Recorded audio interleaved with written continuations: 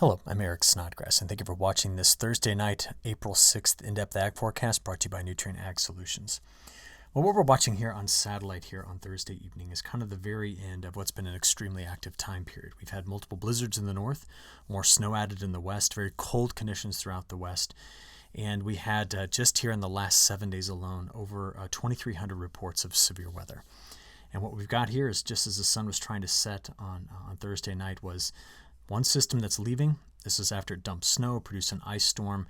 It will leave a lingering front right into this area. As I kind of just rock back and forth this evening, we can see some of the very large complexes of storms, some of them severe, that are ahead of this main frontal boundary. Now that front's going to linger there for a little while. We're going to talk about that in just a few seconds. But I was kind of fascinated by just the view behind the clouds when things cleared out here, just to see how much snow was on the backside. So while we have a bunch of storms here just ripping across parts of Virginia, over Delaware, down into North Carolina, and then back here down in parts of Texas, Louisiana, which, by the way, we need this rain here. Okay, this has been an area that for the last couple of months has been quite dry, so to see that moisture coming in is something I like. But I showed this again tonight because I got a lot of questions. Where's that website for lightning? It's called Blitzertongue, blitzertongue.org. That's where I get it. But I want to come back here and I want to focus in on the snow that's in the north. So we're going to go to this image and we're going to watch the sun set again this afternoon. Right there it is. A couple of neat things we got to witness today. The snow that was out here in parts of Colorado, plenty of warm air, drier conditions. We're just going to watch that melt away. We just have a lot of questions as to when will this very large area still covered in snow. I mean, over 80% of the upper Midwest and northern plains is covered in snow right now. When will this finally start to melt and get us closer to spring? So we're going to get into that.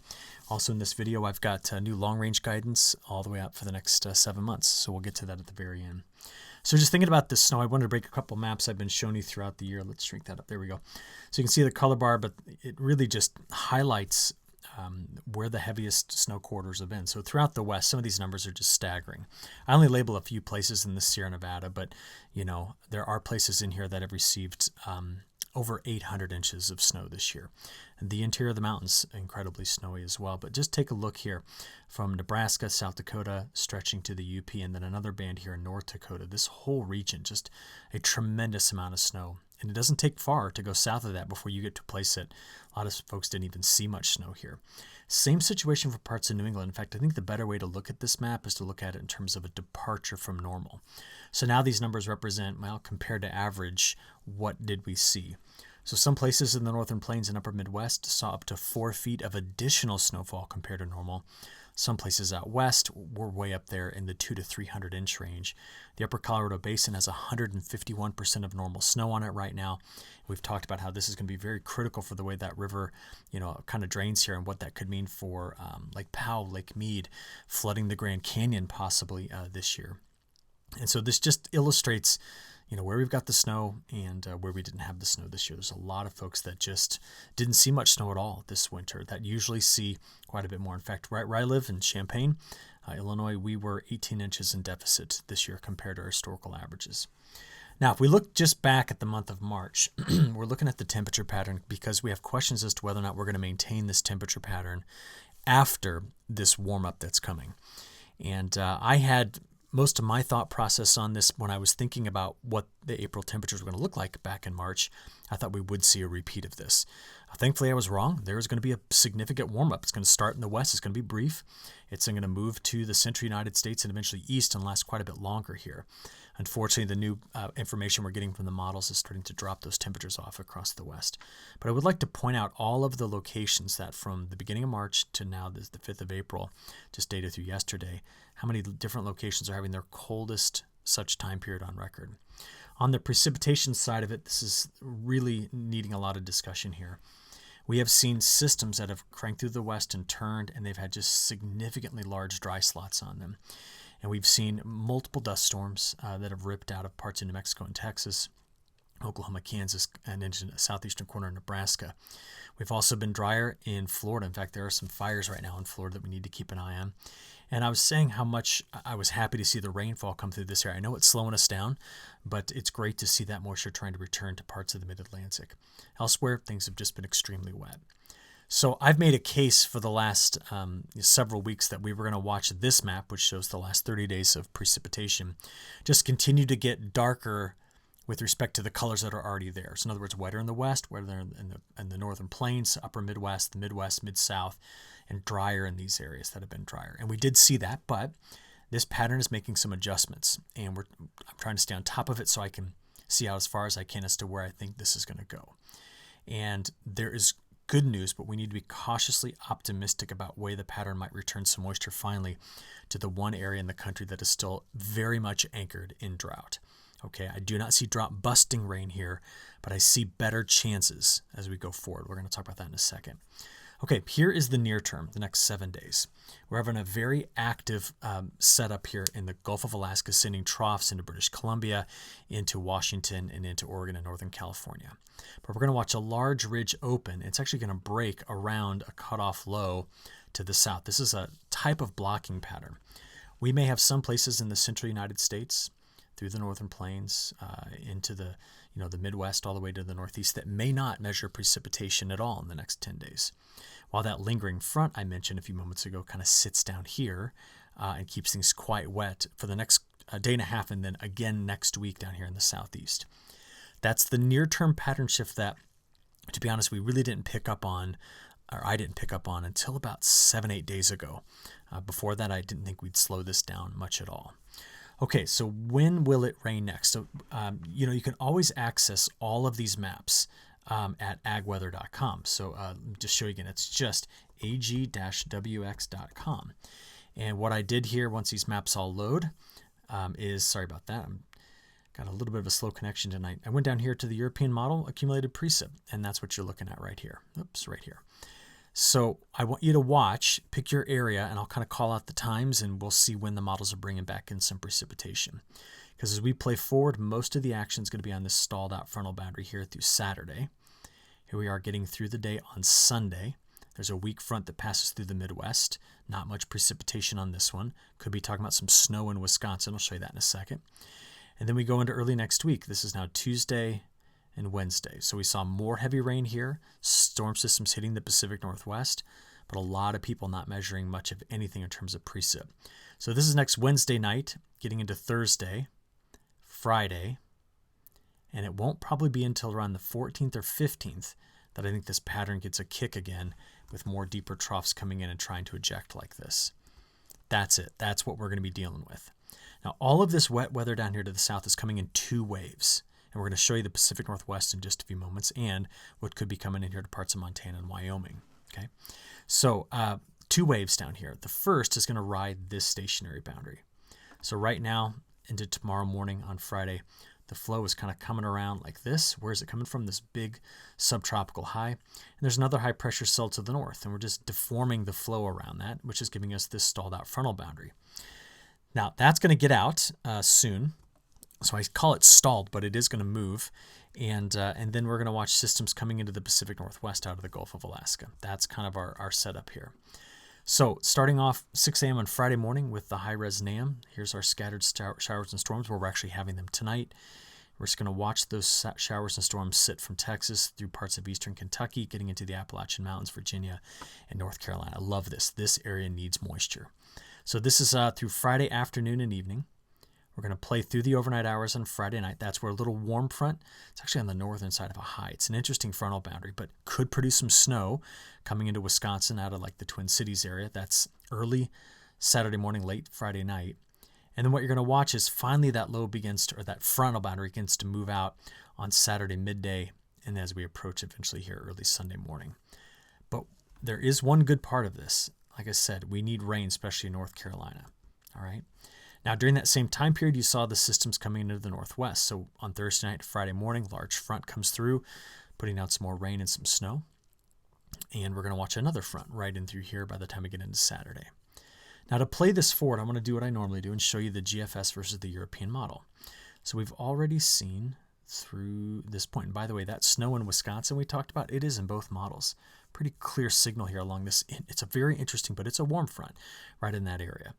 Okay, so we see the heavy rain exit North Carolina on Sunday, early Sunday morning, leaves the southeast. Our next big frontal boundary comes in as a weak front on Sunday, tries to sweep through the midsection of the country. Not much precip on that front right there. We then are going to watch again, multiple waves of moisture coming into the Pacific Northwest. We'll look at the snow in a second for you. And then you notice there's a lot of other places in the Midwest that just see high pressure. They're going to see warmer conditions. And we're going to, again, making this pattern do something like this, where it runs up over a ridge with a cutoff low to the south. And I want you to watch what the models are doing next Wednesday with this cutoff low over the south and southeast. They're trying to spin this up into something down here. Could be just a heavy precipitation maker with some locally stronger winds. But that's kind of next Wednesday through Friday. We're going to keep a close eye on that. Now, what's happening after this is that the atmosphere is going back. It's going to kick that wave out and going back to opening up a deeper trough over the west, producing a storm system here that's going to eject. And you know the recipe for that. To show you what this looks like broad scale, though, I'm just going to show you the upper level height pattern. There's a lot of information in this. What we're going to watch for first is that big storm system that produced all of that snow and then sleet and freezing rain and then all the severe weather. It's actually going to get wrapped up into a low that's going to be sitting off of Greenland. And this is important because at the same time that that low sits there and spins, we have troughs over Alaska. And every time you have troughs in these areas, the jet stream just bumps up into a ridge in between. By the way, if we are going to get worried, listen carefully, about a late frost event east of the Rocky Mountains, ridges have to build in here, and they have to build in here, and that squeezes the cold air in this direction. So we're seeing the opposite of that right now. A lot of warm conditions coming in here, and we see it around through next Monday, Tuesday. See that high over low setup I was telling you? Here's the waves going through the northwest. As we play it to the 13th, 14th, we're finally going to get one of these to eject by, April 13th, 14th, really into the 15th. Now, here's something important about this wave. It has a subtropical component to it and a polar component to it. And this one may have what it takes to draw moisture back to get it west of the 100th meridian. That's where that big drought area has been. I think we're going to see some moisture coming back into this area, but that's in week 2. That's the week following. Until then, not much. Now, that system rolls through, and we get another case where there's some troughing here and troughing there, so more mild conditions try to build in. But I see out here as we just kind of keep playing this, nothing really fully switching the pattern. You say, what do you mean by switching the pattern? We've seen a lot of this going on, right? Even though the pattern's going to take a brief hiatus from it, we see it going back there. What is not happening is the jet stream's not splitting across the west like it's done for so many years and coming together in the Midwest. That's what's different about this upcoming pattern. So if I show you out there week 2, so remember, this starts next Thursday and goes to the following Thursday. That's when we start to see the moisture getting pulled farther back to the west. And now you see some wetter conditions in through here. I am cautiously optimistic about this. It's been in multiple model runs, and I think we could see, because of the position of that trough, moisture getting back to where we desperately need it. What I don't like about this is that it'll extend to the northern plains where we don't want another drop. Snow? We don't want snow, we don't want rain. We don't want any moisture from the atmosphere. And that broad area of drier conditions getting into week 2 will just slowly start to move itself on off to the east. So there is good agreement with this. This is the European model. So notice we're not nearly as dry in this area as been forecast, but this is something right in through here I don't want to see. I don't want to see above average precip. Why is it wetter in the southeast? That's where that low slowly moves out, and these drier conditions try to move in behind it. But here's the point, okay? My forecasts for this middle part of April, when you go back to March, I didn't see this.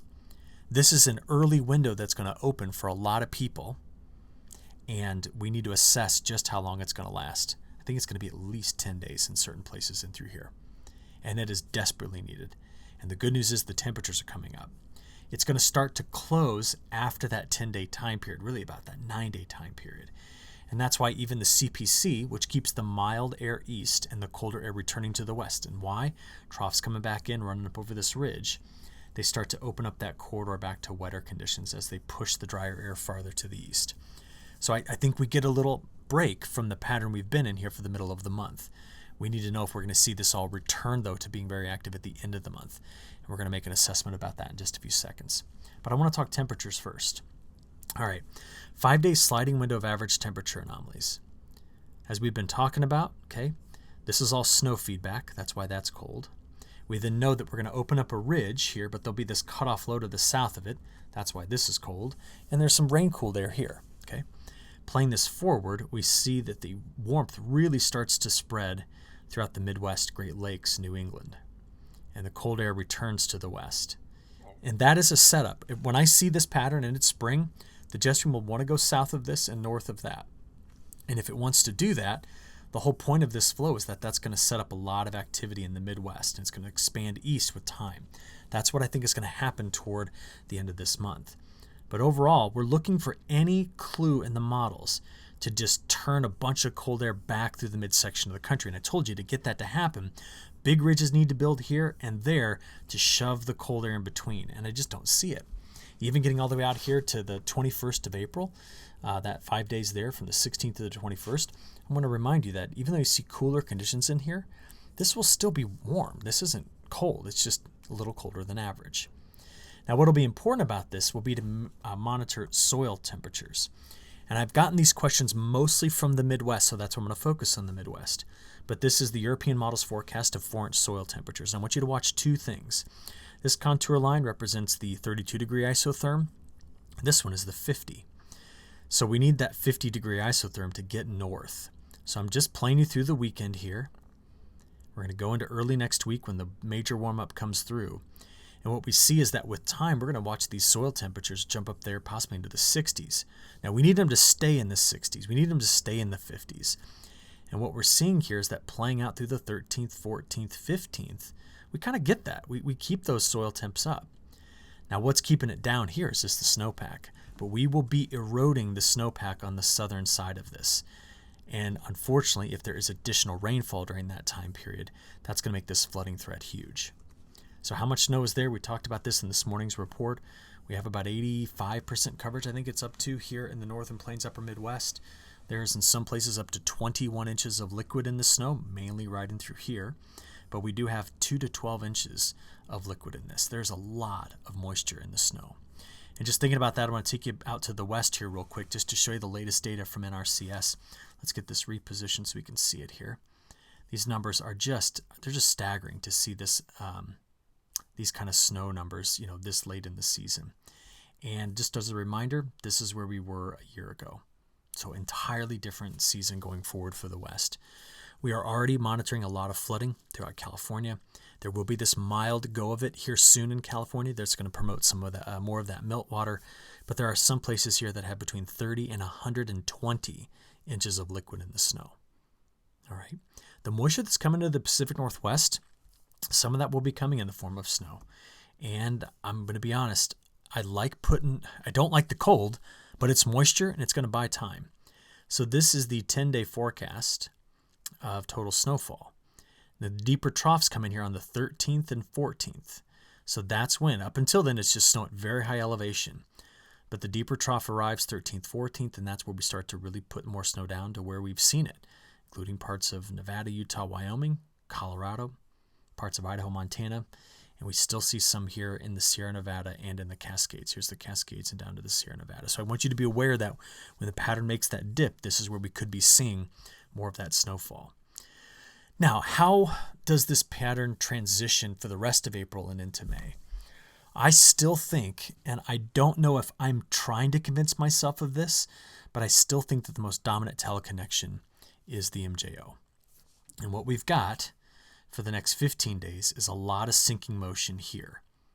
And if there's sinking motion here, there's going to be rising motion there, and there's going to be rising motion here, and even over into South America. In fact, this is going to be important for South America's precip going forward. This is not a signal to shut the monsoon down. This is a signal to keep it going. So what does all that mean? That means the MJO has come back out in phase 7, is probably going to live here for a little while. And there may be a bit of a lag on the response in the atmosphere, but what we know about MJO's phase 7 is that it tends to produce more western troughs and more eastern ridges. And that's why I think going later in the time period, we're going to get a bit more active with this thing.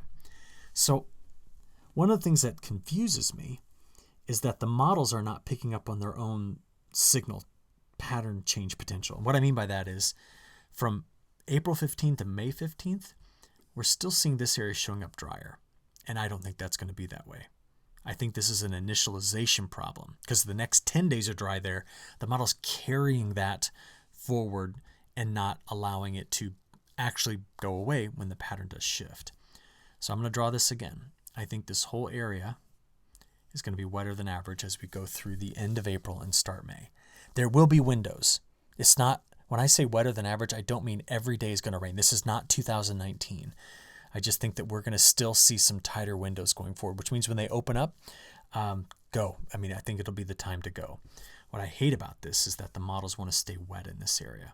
And that's where we have all the snow that's going to try to melt. That's going to keep the spring flooding threat very high in this region.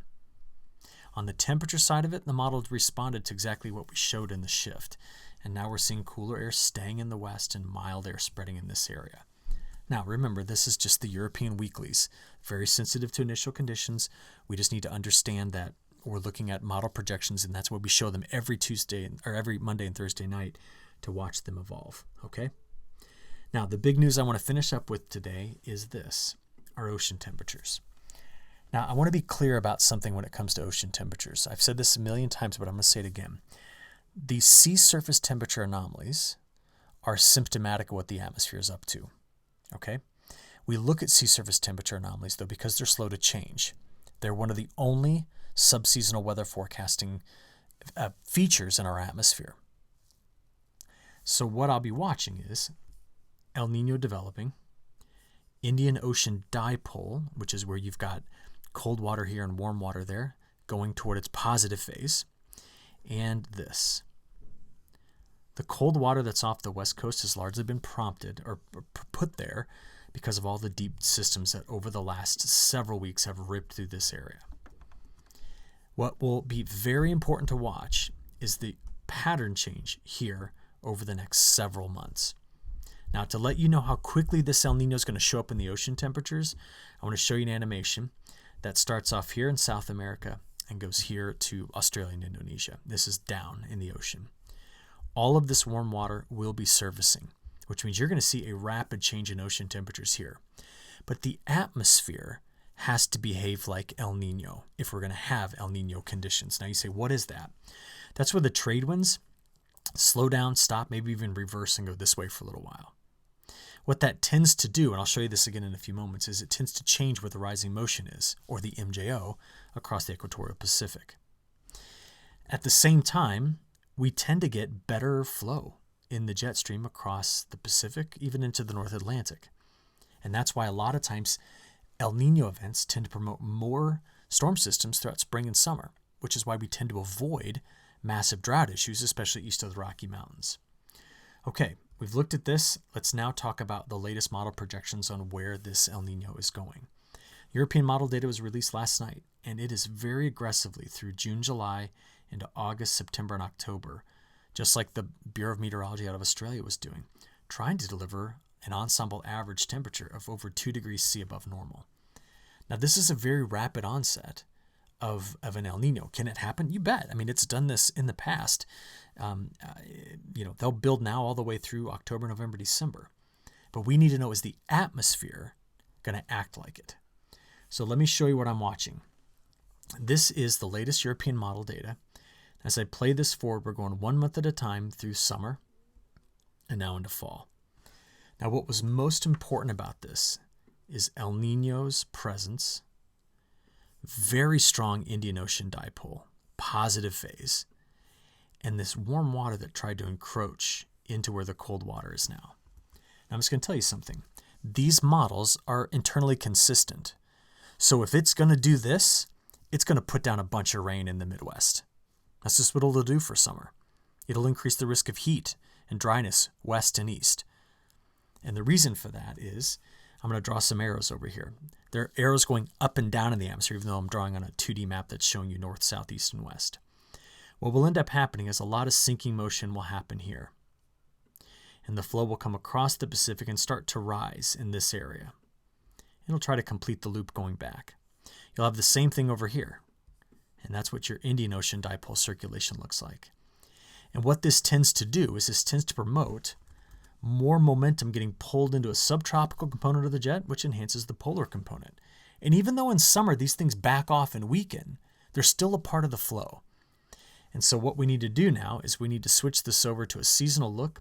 I'll show you the United States first, and we'll go to precipitation. And this is what we see for, June, July, August.